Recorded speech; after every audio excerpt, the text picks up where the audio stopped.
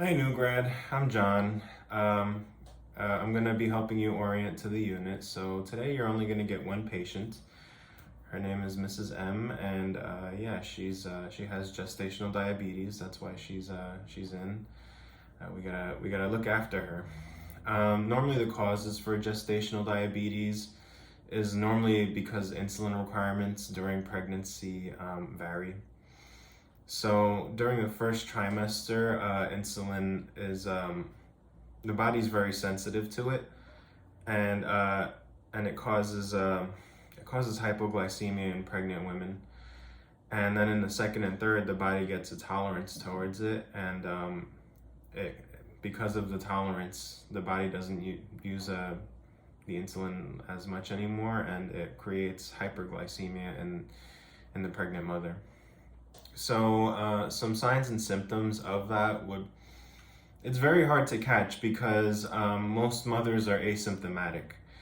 So what you want to do is do regular screenings, more specifically around the second trimester. But there are some signs and symptoms. Generally, we do find edema with women who have gestational diabetes. And also there is something called polyhydramnios. So basically it means that there's a lot of water and inside of the amniotic sac, and it's very large. It's like 90th percentile for infants or for fetuses.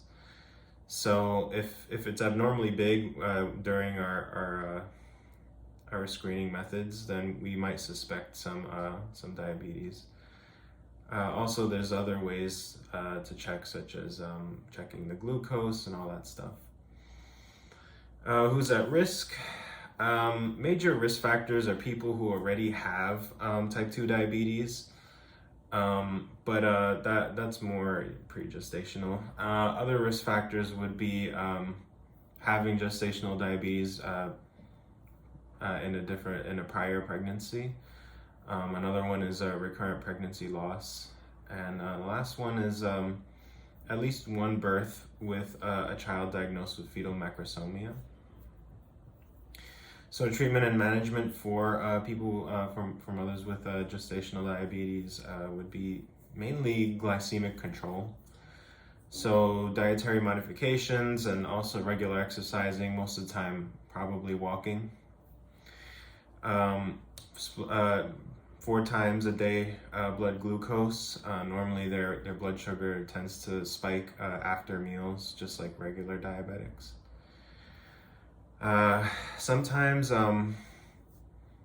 if a patient is unwilling to use insulin, which is the first line method for gestational diabetes, we can give metformin or glyburide, but it's best to use the natural stuff, and insulin would not affect the baby, whereas I would be more worried giving other drugs.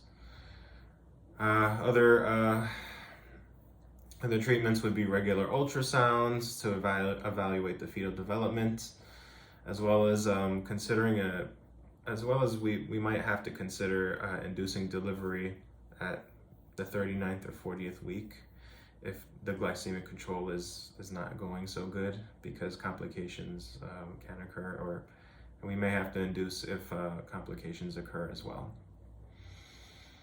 So this would affect the fetus if the gestational diabetes were to go uncontrolled. It could affect the fetus adversely.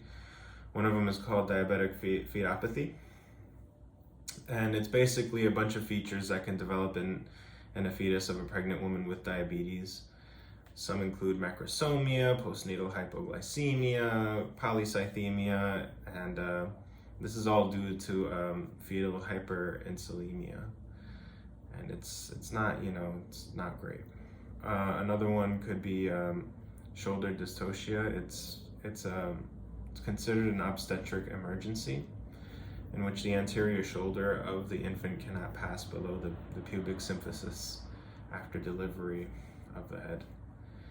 So yeah, be sure to check them blood sugars. Be sure to restrict that diet, and good luck. You're gonna do great.